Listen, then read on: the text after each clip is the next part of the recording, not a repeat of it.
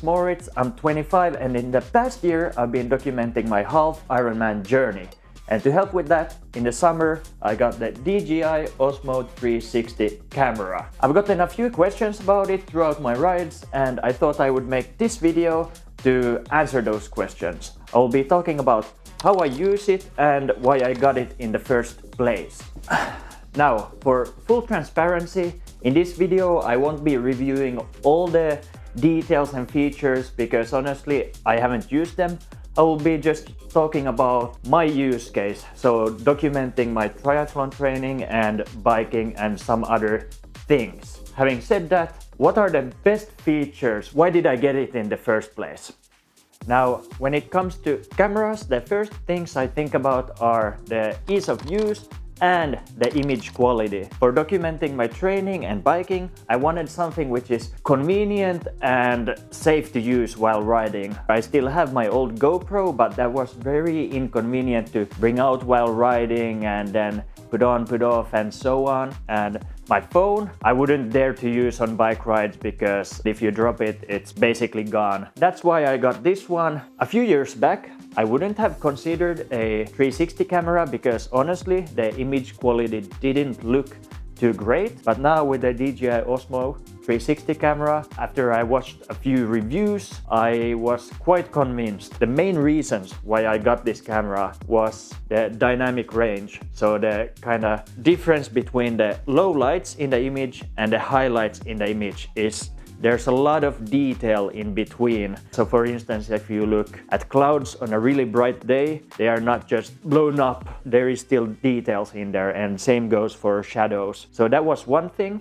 The other thing which appealed to me was the fact that you can shoot 360 and then while editing you can choose what angles you want to use and how you want to reframe the image. So that was something I wanted to try out. Plus, you can make a lot of different fun effects with this camera or 360 cameras in general. For instance, that effect where it looks like you're walking or biking on a small globe. But mainly, I wanted to capture different angles and then choose while editing what I want to use. And then also, this camera has really good stabilization. So while biking, the bike might shake quite a lot or there might be bumps, but when using this camera you really don't notice them. So that's also something which appealed in this camera. But mainly for me, especially now while making these videos, the thing I care about most is how easy it is to use. I wanted to be able to, enjoy the bike rides without thinking about filming all the time.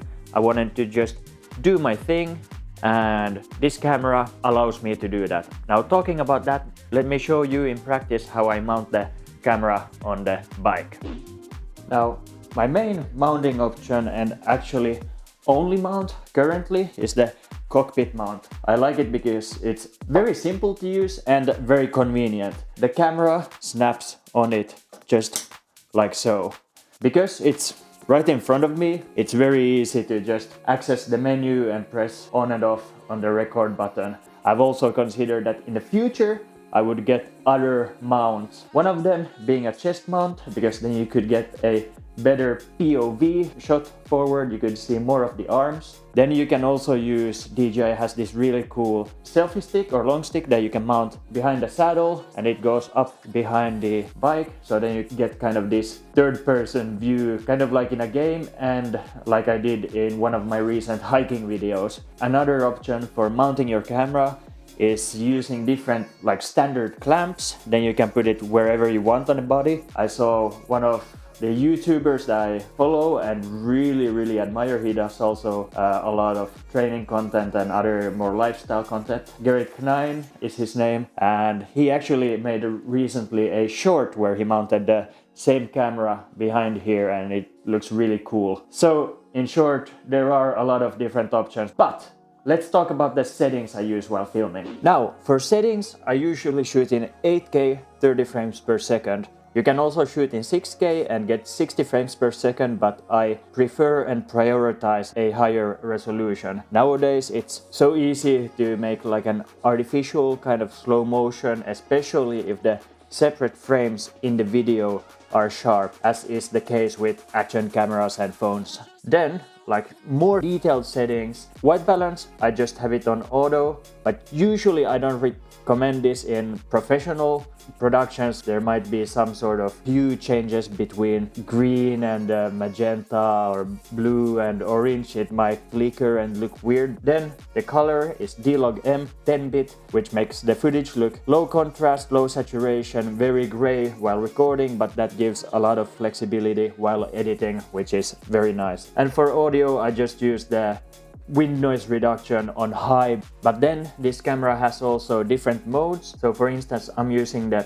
panoramic video, but you can use also just single lenses, either the back or the front, or you can take photos. And I think there's even a time-lapse mode also on the camera. So there are a lot of options, but I've only used the video mode itself because that's the only mode that I need for my videos. Now let's dive into the pros and cons with this camera in more detail. Now let's start with the pros of the camera. Obviously, because it's a 360 camera, it is very convenient to use in regards to reframing and giving a lot of different options. So that's one thing I like about it a lot, and one reason why I got it in the first place. The second one I have to say is the dynamic range. It's really impressive. So when color grading something, there is a lot of details in the shadows, there's a lot of details in the highlights, the clouds for instance. So it's very flexible, the footage, which is really nice and easy to work with. Then I would say one important factor for me is the ease of use. So while biking, it's very easy to use. It's just on the mount on my cockpit. I don't have to think about taking it out and don't have to think about it falling or anything happening to it. So that's a very big plus. And I think it's relatively small and lightweight, but I know that the Insta360 cameras, for instance, they have maybe a little bit a better of a kind of form factor, but anyway, you won't be holding a 360 camera in your hand because then your hand would be visible all the time. You almost always have it on a mount or on a stick at least. And then actually one thing I was surprised about positively on this camera was the audio quality. So the mics, there are a few mics all around the camera, are actually very decent. Only downside is if the mic holes get wet, then the audio is very muffled, but that is the case with any mic really. But then what are some of the downsides? While using the camera, I feel like the battery drains maybe a little bit faster than I would have expected. So let's say a 2-hour bike ride where I have the camera on and off a little bit here and there and record maybe 20 to 30 minutes of footage. The battery drains to around 40 or 50% in the summer, but fortunately it has interchangeable batteries. Then another little downside or con with this camera is that it doesn't have interchangeable lenses. The Insta360 X5, I think it's called, it has interchangeable lenses, so if there's a scratch or anything, you can just change the lens yourself and then you're good to go. But this camera, it has lens protectors that you can clip on and even like a case that you can use. And in my experience, I've owned cameras and photographed and made videos semi-actively since 2017, so 8 years now, and I've never ever scratched a lens, whether it's a action camera, a phone, or a professional camera, or even a cinema camera. I haven't had any accidents, so I think I'm good to go with this one. And one thing I actually was thinking about a long time before I purchased this, many reviews I watched beforehand, they said that the lens on their unit on the inside has fogged up right in the middle while using it in hot weather and especially humid weather. So that's something I was a little bit worried about, but at least I haven't noticed it on my unit. That's quite a big deal, because if it fogs up right in the middle of the lens, because the lens and sensor both are so small, it's very visible while filming, so that's a big deal. But fortunately, the cameras have warranties also, obviously. So if there were to be any issues, you can just change it out or get it sent to service. Depends on kind of where you live and what the terms are. But for me, it hasn't been an issue. So those are the pros and cons very briefly. So that's my thoughts on this camera. It has been very convenient to use and made documenting my biking and everything very easy. I would highly recommend it for anyone else also doing biking, triathlon, any other like action stuff. You could also use it while traveling or hiking, even for some vlogging stuff. It's very versatile. Thank you so much for watching. I would really like to hear your comments down below regarding this camera. Let me know if you have used it or if you're considering it, or if there are some things that I forgot to mention in your opinion. Please feel free to leave that down below. Leave a like,